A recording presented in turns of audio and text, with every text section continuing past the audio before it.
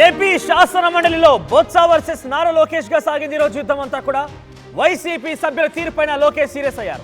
నిండు సభలో నా తల్లిని అవమానించారు, మా తల్లిని అవమానిస్తే మౌనంగా కూర్చోవాలా? బాధ తట్టుకోలేక ఆనాడు సభ నుంచి వెళ్ళిపోయాం. వైసీపీ సభ్యుల గురించి మేము ఏనాడు తప్పుగా మాట్లాడలేదు. అనుచిత వ్యాఖ్యలు చేసే వాళ్ళని ఎట్టి పరిస్థితుల్లో కూడా వదిలేదన్నట్టుగా లోకేష్ మాట్లాడుకొచ్చారు. చాలా ఆగ్రహానికి గురయ్యారు. బొత్స వర్సెస్ నారా లోకేష్ గారి రోజు మండలిలో ఒక యుద్ధమే జరిగిందని చెప్పొచ్చు. గత పరిణామాలను ఉద్దేశిస్తూ నారా లోకేష్ ఒకసారి గుర్తు చేసుకున్నారు. తన తల్లిని, తన కుటుంబాన్ని, తన పార్టీకి సంబంధించిన మహిళా కార్యకర్తల్ని ఏ రకంగా అనుచితంగా వ్యాఖ్యానించారు, ఏ రకంగా కించపరిచారన్న విషయంగా ఆయన తీవ్ర ఆగ్రహానికి గురయ్యారు. ఒకసారి అక్కడ జరిగినటువంటి ఆ సంఘటనకు సంబంధించినటువంటి అసెంబ్లీ శాసన మండలికి సంబంధించినటువంటి ఆ దృశ్యాలు చూసే ప్రయత్నం చేద్దాం. ఎప్పుడు కూడా మా మిస్సెస్ నా భార్య రాజకీయాలకు రాలేదు. చంద్రబాబు నాయుడు గారు పారిపోయారని మీరు అంటున్నారు అధ్యక్ష. మీరు నాకు తెలిసినంత మీరు ఎమ్మెల్యే కాదనుకుంటప్పుడు చంద్రబాబు నాయుడు గారు హౌస్కి వచ్చారు, శాసనసభ సాక్షిగా నా తల్లిని అవమానించారు అధ్యక్ష. అది గుర్తుపెట్టుకోండి. మీరు గౌరవ సభతో వస్తున్నారు, మా తల్లిని అవమానించారు. ఈ రోజు మీరు కావాలని పోస్టులు కూడా అట్టని పెడుతున్నారు. మా తల్లిని అవమానించారు. ఆ రోజు మీకు గుర్తురాదా? ఎన్ని ఎక్కడ అవమానించలేదు సార్, ఎక్కడ అవమానించలేదు. మీరు ఎట్లా మాట్లాడతారో? మీరు ఉన్నారా హౌస్ లో? మీరు ఉన్నారా హౌస్ లో? మీరు ఉన్నారా హౌస్ లో? ఆ రోజు కూర్చోండి. మా తల్లిని అవమానించారు. అక్కడ ఉన్నారా హౌస్ లో? షర్మిల గారిని అవమానిస్తారు, విజయలక్ష్మి గారిని అవమానిస్తారు, మా తల్లిని అవమానిస్తారా?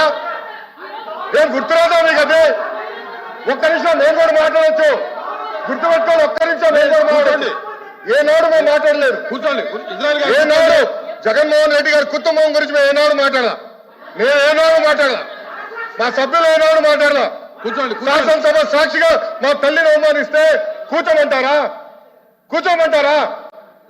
22 వరకు చంద్రబాబు నాయుడు గారు ప్రతిరోజు హౌస్కి వచ్చారు, ప్రతిరోజు హౌస్ నిలబడ్డాడు, సింగిల్ గా నిలబడ్డాడు. సింహంగా గుర్తుపెట్టు, సింగిల్ గా నిలబడ్డాడు, పోరాడాడు. ఆ రోజు మా తల్లి అవమానించారు కనుకనే బాధ తట్టుకోలేక సభ బైకాట్ చేసి బయటికి వెళ్ళారు. కానీ మొత్తం మీద ఇది జరిగింది, యుద్ధమే జరిగిందని చెప్పొచ్చు. గతంలో తన తల్లిని అవమానించారు, అన్ని చూస్తూ ఊరుకున్నాం, ఇకపై ఉపేక్షించేది లేనట్టుగా చాలా సీరియస్ వార్నింగే ఇచ్చారు మండలి వేదికగా నారా లోకేష్. మరిన్ని అప్డేట్స్ మా ప్రతినిధి కృష్ణమోహన్ అందిస్తారు. ఎస్ కృష్ణమోహన్, సో ఏం జరిగింది మండలిలో? ఇంతటి స్థాయిలో లోకేష్ ఎమ్మెల్సీల పైన తీవ్ర ఆగ్రహం వ్యక్తం చేశారు, వైసీపీకి ఒక రకంగా వార్నింగే ఇచ్చారని చెప్పొచ్చు. ఇది ఎటువంటి పరిస్థితులకు దారితీసే అవకాశం కనబడుతోంది? ఎస్ మనోజ్, ఉదయం నుంచి కూడా మండలిలో, శాసనసభ మండలిలో వైసీపీ ఎమ్మెల్సీలు వర్సెస్ టీడీపీ మధ్య పెద్ద యుద్ధమే జరిగిందని చెప్పాలి. ఉదయం నుంచి ఆఖరికి ఎమ్మెల్సీలు మొత్తం కూడా పోడియం దగ్గరికి వెళ్ళి దాదాపుగా అరగంటకు పైగా చైర్పర్సన్ను పూర్తిగా కూడా గొడవ చేసిన పరిస్థితి మనం చూసాం. కారణం ఒకటి, వైసీపీ సోషల్ మీడియాలో ఎవరైతే కార్యకర్తలు ఉన్నారో వాళ్ళందరినీ కూడా చట్టవిరుద్ధంగా అరెస్ట్ చేస్తున్నారు అనే దాని మీద. మరోవైపు దీనికి సంబంధించి చర్చ జరగాలి అనేది వైసీపీ ఎమ్మెల్సీలు పట్టుపట్టిన పరిస్థితి. ఈ నేపథ్యంలో పలుసార్లు వాయిదాలు పడ్డాయి. తర్వాత ప్రశ్నోత్తరాల సమయం జరిగింది. దాని తర్వాత మళ్ళీ ఆ సమయంలో కూడా బొత్స వర్సెస్ లోకేష్ మధ్య పెద్ద వాతావరణమే, యుద్ధ వాతావరణమే జరిగింది. వాదోపవాదాలు జరిగిన పరిస్థితి మనం చూసాం.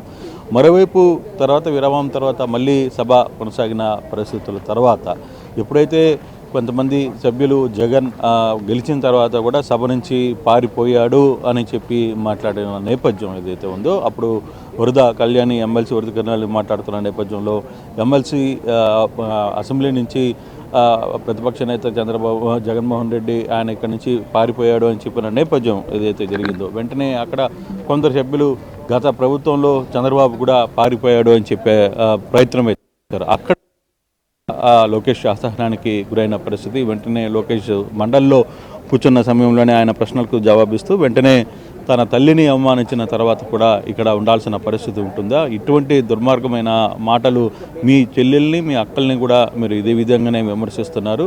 సో ఆ పద్ధతిని ఎప్పుడు కూడా చేయలేదు అనేది లోకేష్ గట్టిగా మాట్లాడిన సందర్భం ఇది. తర్వాత వాదోపవాదాలు ఈ వ్యవహారంతో ఒక్కసారిగా చర్చ మొత్తం కూడా పక్కదారిన పట్టిందని చెప్పాలి. ఏదైతే బడ్జెట్కి సంబంధించిన అంశాల మీద చర్చ జరుగుతుంది, ఈ సందర్భంలో జరిగిన ఈ గొడవ కాస్త కొంత చర్చ జరిగిన పరిస్థితి అయితే ఉంది.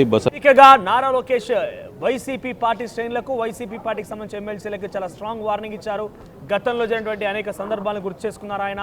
ఇకపై ఉపేక్ష చేయలేదన్నట్టు కూడా మాట్లాడుకొచ్చారు. ఒకసారి గతంలో చంద్రబాబు వైసీపీ నాయకులు మాట్లాడిన మాటలకి ఏ రకంగా తీవ్ర ఆవేదన గురయ్యారు, ఆయన ఏం మాట్లాడారో ఒకసారి చూద్దాం. మా మిస్సెస్ నా భార్య రాజకీయాల్లోకి రాలేదు. ఒక్కొక్కసారి